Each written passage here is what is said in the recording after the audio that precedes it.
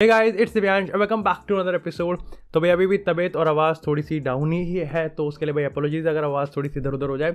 लेकिन आज के एपिसोड में हम लोग बात करने वाले हैं Manchester United versus West Ham के मैच के बारे में। And I think this is the perfect time. Episode में आगे जाने से पहले यार डिस्कस करते हैं आज के गिव अवे की। शर्त दो ही हैं, या तो अगर आज रोनाल्डो स्कोर कर देगा तो हम गिव अवे करेंगे, और अगर रोनाल्डो स्कोर करे या ना करे, लेकिन उसके अलावा दूसरी शर्त है कि अगर यूनाइटेड यहाँ पर 2 गोल से ज़्यादा स्कोर करती है तो हम यहाँ पर गिव अवे करने वाले हैं। 2 चीज़ सिंपल करनी है आपको। सबसे पहले तो आपको इस एपिसोड के कमेंट सेक्शन में कमेंट करना है, और यहाँ पर आपको चैनल को सब्सक्राइब करना है। दैट्स इट, सिंपल 2 स्टेप्स हैं। जो गिव अवे का रिजल्ट होगा वो यार यहाँ पर कल के एपिसोड से पहले ही हम अनाउंस कर देंगे मेरे इंस्टाग्राम के हैंडल पे, जिसका लिंक मैंने अपने कमेंट सेक्शन में दे रखा है। इसी के साथ यार बात करते हैं अपने पहले पॉइंट की, और वो ये है कि क्यों एक्चुअली में यूनाइटेड वर्सेस वेस्ट हैम का मैच इतना ज़्यादा इंपॉर्टेंट है। अब देखो यार, ये हमेशा से ही मैं कहता हूँ, चाहे प्रीव्यू हो, रिव्यू हो या फिर कोई स्ट्रीम हो, कि यूनाइटेड की ये प्रथा है कि यहाँ पर हर मैच एक मस्ट विन मैच है। लेकिन आज ये एक्चुअली में एक प्रैक्टिकल रियलिटी है कि this match is very very important 2 reasons की वजह से। सबसे पहला तो ये चीज़ है कि आज जो हमारे सामने टीम है वो बड़ी टीम तो है ही है, लेकिन एक्चुअली में वो हमारे लिए डायरेक्ट राइवल है। मतलब देखो यार, सिटी की बात करें, चेल्सी की बात करें, लिवरपूल की बात करें, yes it's a rivalry game, लेकिन ये चीज़ हमारे लिए डायरेक्ट कंपटीशन में नहीं है। लेकिन वेस्ट हैम वाली टीम हमारे लिए डायरेक्ट कंपटीशन में, क्योंकि वो भी उसी चीज़ के लिए फाइट कर रहे हैं जिस चीज़ के लिए एक्चुअली वो यूनाइटेड भी फाइट कर रही है, and that is Premier League top 4। बात करेंगे दूसरे पॉइंट की, तो यार आई थिंक देखो, हम यहाँ पर रांगनिक के अंडर मैंने चीज़ कही कि convince is not the word जो कि हम यूज़ करने वाले रांगनिक के अंडर, लेकिन result is actually the word जो कि हम यहाँ पर यूज़ कर सकते हैं। लेकिन आज ये एक परफेक्ट टाइम है जब वेस्ट हैम थोड़ी सी यहाँ पे कहीं ना कहीं ढीली पड़ रही है, लीड्स यूनाइटेड से हार के आई है। हम यहाँ पर ब्रेंटफोर्ड को हरा के आए हैं, उससे पहले हमने एस्टन विला को हराया है, तो हमारे पास मोमेंटम है, उनके पास मोमेंटम नहीं। This is the perfect time जब हम एक बड़ी टीम के अगेंस्ट एक अच्छा परफॉर्मेंस देके कन्विंस वर्ड को यूज़ कर सकते हैं। इसी के साथ अगर बात करें अपने दूसरे पॉइंट की, और वो होने वाला है डेविड दे गीआ। आई थिंक यार this would be a huge big crime कि अगर हम यूनाइटेड की परफॉर्मेंस की बात करें और डेविड दे गीआ की नाम मेंशन ना करें। इस बंदे ने हमको यहाँ पर कैरी फॉरवर्ड किया इस थ्रू आउट द सीजन। अगर एक फैक्ट ये है कि रोनाल्डो ने हमको चैंपियंस लीग के राउंड ऑफ 16 में पहुंचाया है, तो एक फैक्ट ये भी है कि अगर हम यहाँ पर टॉप 4 को अभी भी फाइट कर रहे हैं तो it is because of David de Gea. अब देखो, उसके अपने भी कौन से कि कहीं ना कहीं सेट पीसेज में he is a little bit of inconsistent या फिर उसके हैं, लेकिन द मेजॉरिटी पार्ट ये है कि he is in legendary form, अपने खुद के इंडिविजुअल एक्सपेक्ट से भी और यूनाइटेड के पर्सपेक्टिव से भी। अब देखो, ऊपर तौर से हम फैंस और खुद डेविड दे या फिर जो भी पर्सन अटैच्ड है जिसके लिए मैटर करता है, वो बहुत ज़्यादा यहाँ पर प्राउड और इम्प्रेस्ड होगा। लेकिन यार एक सच ये भी है कि अगर आप एक्चुअली में सोचोगे, इसको थोड़ा डीप पॉइंट ऑफ व्यू से सोचोगे, तो आप जस्ट इमेजिन कि यहाँ पर कोई भी प्रीमियर लीग के टाइटल के लिए चैलेंज नहीं कर रहा, या फिर इट्स वेरी रेयर कि कोई टीम टॉप 4 के लिए टॉप 4 के लिए यहाँ पर अपने आप को कंटेंडर मानती है सोलली बिकॉज कि उनका प्लेयर या उनका गोलकीपर यहाँ पर प्लेयर ऑफ द ईयर इस समय लेके जा सकता है, which is actually the same in this case. मतलब यूनाइटेड के पास इस समय स्टैंडर्ड परफॉर्मेंस का अगर नाम देने के है तो वो सिर्फ डेविड दे गीआ है प्रीमियर लीग में। And how can we actually believe in that कि हम यहाँ पर डेविड दे गीआ की परफॉर्मेंस पे, लाइक ठीक है, गोलकीपर अगर आपका man of the match week in week out हो रहा है, इट मीन्स यहाँ पर अगर ये है कि goalkeeper is in the form, लेकिन एक मतलब ये भी है कि आपका डिफेंस बिल्कुल ही खचरा है, और ये वो डिफेंस है यहाँ पर हैरी मैग्वायर यानी the world most expensive defender है, प्लस यहाँ पे रफे वरान है जो कि वर्ल्ड चैंपियन और रियल मैड्रिड का इतने सालों से पार्ट था, कहीं ना कहीं बहुत बड़े सवाल खड़े करता है। तो ये देखने वाली बात है कि कब तक डेविड दे गीआ ये डोमिनेंस है, होना चाहिए, मैं तो बहुत खुश हूँ, लेकिन कब तक ये रियलिटी में प्रैक्टिकली पॉसिबल है। इसी के साथ अगर बात करें अपने तीसरे पॉइंट की, ऑफ कोर्स इस पर तो डिस्कस करना ही पड़ेगा, और ये है रोनाल्डो का सब्स्टिट्यूशन। मैंने देखो रिव्यू वाले एपिसोड में अपना क्लियर थॉट दिया था, और डेफिनेटली आपको मेरे जितने लोगों ने उसमें कमेंट किया है, जितने लोगों ने वहाँ पर डिस्कस किया है, it actually makes the point. बहुत सही पॉइंट थे। लेकिन आज के एपिसोड में 1-2 स्टेटमेंट हम यहाँ पर डिस्कस करेंगे, and I really want to know कि आपका इसके रिगार्डिंग क्या परसेप्शन है, क्योंकि मेरे को नहीं पता कि मेरे को इस चीज़ के लेके कैसे सोचना चाहिए, मेरा क्या मिक्स रिएक्शन होना चाहिए। सबसे पहले बात करते हैं, देखो रांगनिक ने अपने प्रेस कॉन्फ्रेंस में 2 चीज़ों को जिक्र किया है, मतलब जिक्र तो उसने सब्स्टिट्यूशन वाले पे करा है, लेकिन 2 पॉइंट मैं यहाँ पर स्टैंड आउट करवा सकता हूँ।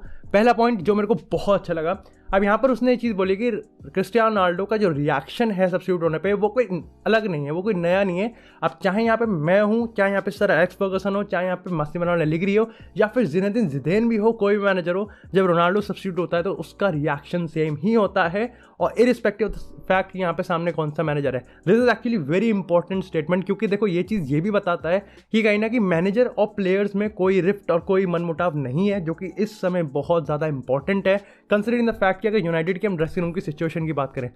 दूसरा पॉइंट यहाँ पर यह है कि उसने ये भी चीज़ कही कि देखो ठीक है, Cristiano Ronaldo is definitely one of the biggest players in the world और ये बिगेस्ट इन्फ्लुएंसर भी है, लेकिन कहीं ना कहीं एक मैच में एक मैनेजर के लिए टीम सबसे ऊपर होती है, जो कि मैंने अपने रिव्यू वाले एपिसोड में भी कहा था और ये बहुत अच्छा। लेकिन इसी के साथ यार बात करते हैं दूसरे पॉइंट की, और definitely I really want to know कि इसके रिगार्डिंग आपका क्या परसेप्शन है। अब यहाँ पर राल्फ रांगनिक ने ये चीज़ बताई कि सब्स्टिट्यूट होने के बाद रोनाल्डो ने रांगनिक से ये सवाल पूछा कि एक्चुअली में तुमने मेरे को क्यों सब्स्टिट्यूट करा, बल्कि तुमने एक यंगर प्लेयर को सब्स्टिट्यूट क्यों नहीं करा जबकि वो भी वहाँ पर अवेलेबल थे। तो यहाँ पर रांगनिक ने इसका आंसर ये दिया कि उसका आंसर रोनाल्डो को खुद मिल गया जब एक यंगर प्लेयर ने यहाँ पर तीसरा गोल स्कोर कर दिया था।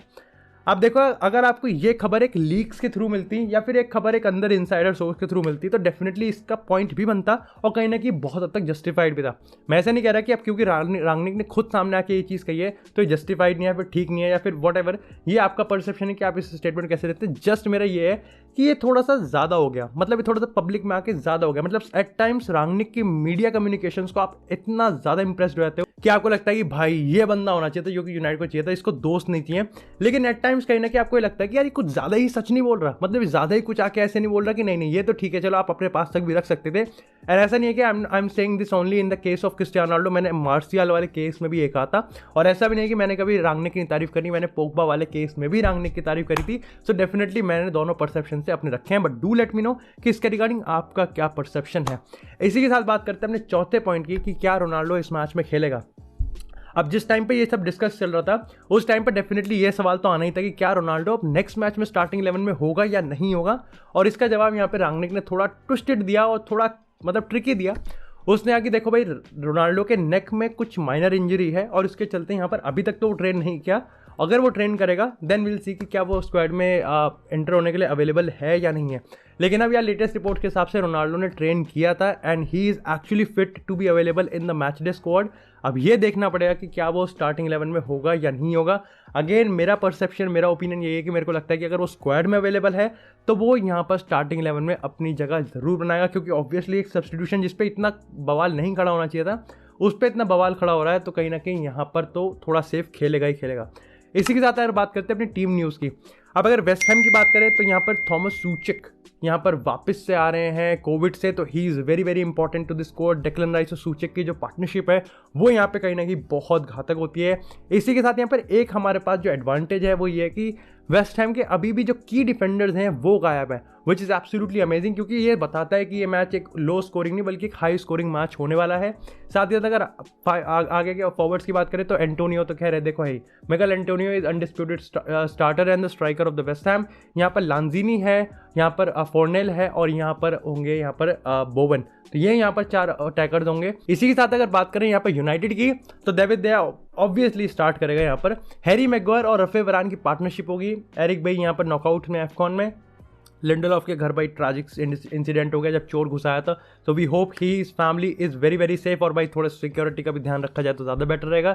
इसके बाद अगर फुल बैक्स की बात करें तो लूक शॉ, एरन वन-बिसाका दोनों ही यहाँ पर इंजर्ड है, तो आउट ऑफ मैच है, तो एलेक्स टेज और डिएगो डैलोट यहाँ पर होने वाले हमारे फुल बैक। इसी के साथ मिडफील्ड की बात करें, मिडफील्ड 3 की, तो ब्रूनो फर्नांडिस, यहाँ पे फ्रेड और स्कॉट मैकटोमिने को लेकर थोड़ा सा डाउट था, but I think he is available और वो स्टार्टिंग 11 में अपनी जगह बनाने वाला है। अगर नहीं तो स्ट्रेट स्वैप होगा यहाँ पर नेमानिया मैथिस से।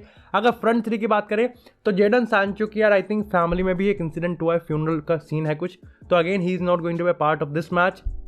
लेकिन आई थिंक राशवर्ड भी बाहर रहेगा। रोनाल्डो और मेसन ग्रीनवुड यहाँ पर आगे होंगे एंड विद दी एलांगा एक ऐसा प्लेयर है जिसको आई थिंक मेरे को लगता है कि ही डिजर्व्स हिज स्पॉट।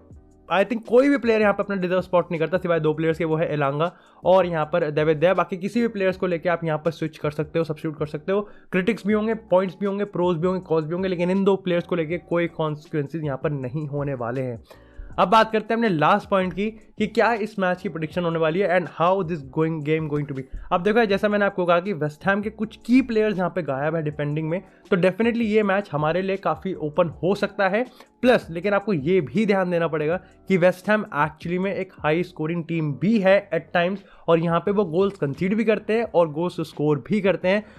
और अगर यूनाइटेड वेस्ट हैम की अगर डिफेंडिंग की बात करें तो वो खराब इसलिए भी हो सकती है क्योंकि वहाँ पर प्लेयर्स अच्छे नहीं है, लेकिन अपनी तो फुल पावर है, लेकिन उसके बाद भी हमको पता है कि हमारा डिफेंस काफ़ी ज़्यादा टट्टी है एट टाइम्स। मैं एक बार फिर से इस चीज़ को कह रहा हूँ कि Bruno Fernandes going to be the most important player जो कि इस गेम को यहाँ पर डिसाइड करेगा, क्योंकि वो जिस पोजीशन पे ना नंबर 8 वाली पोजीशन, वो हमारा काम बना भी सकती है और बिगाड़ भी सकती है, क्योंकि he has plenty of space जहाँ से वो क्रिएट कर सकता है, लेकिन उस पर इतना स्पेस और वो इतना रिलेंटलेस प्रेस करता है कई बार वो सामने वाली टीम को नहीं बल्कि हमको ही यहाँ पे बैकफायर करता है, और ये बहुत बड़ा सवाल होगा। तो डेफिनेटली मेरे लिए यार, मैं अभी फिलहाल के लिए तो जा रहा हूँ इस मैच के एक ड्रॉ के लिए। आई थिंक यहाँ पर ड्रॉ होने वाला है इस मैच का result, but I seriously want कि यहाँ पर यूनाइटेड मैच को जीते और एक कन्विंसिंग परफॉर्मेंस देके जीते, जिससे फाइनली भाई ये जो कर्ज है ना ये हम तोड़े कि इस सीजन में हम कुछ बड़ा नहीं कर सकते। Again that's it for this episode. Do make sure कि आप गिव अवे में ज़रूर पार्टिसिपेट करें। दो चीज़ें, आपको सब्सक्राइब करना है चैनल को और आपको इस एपिसोड के कमेंट सेक्शन में कमेंट करना है। दो मैंने कंडीशन बता दी गिव अवे कब एप्लीकेबल हुआ। अगर यहाँ पे रोनाल्डो आज गेम में कभी भी गोल स्कोर करता है, एक करे या दो करे, लेकिन अगर रोनाल्डो गोल स्कोर भी ना करे और यूनाइटेड यहाँ पर 2 गोल से ज़्यादा स्कोर कर देती है तो हम यहाँ पर गिव अवे करने वाले हैं। तो डू मेक श्योर कि आप इस एपिसोड के कमेंट सेक्शन में कमेंट करें और पार्टिसिपेट करें इस गिव अवे में। That's it for this episode. I hope आपको एपिसोड पसंद है। एपिसोड को लाइक करें, चैनल को सब्सक्राइब करें। हाँ मेरी तबीयत थोड़ी खराब है यार तो सॉरी यार उसके लिए आवाज़ करें, लेकिन तब तक के लिए stay tune and stay safe your family. Good bye and see you in the next episode.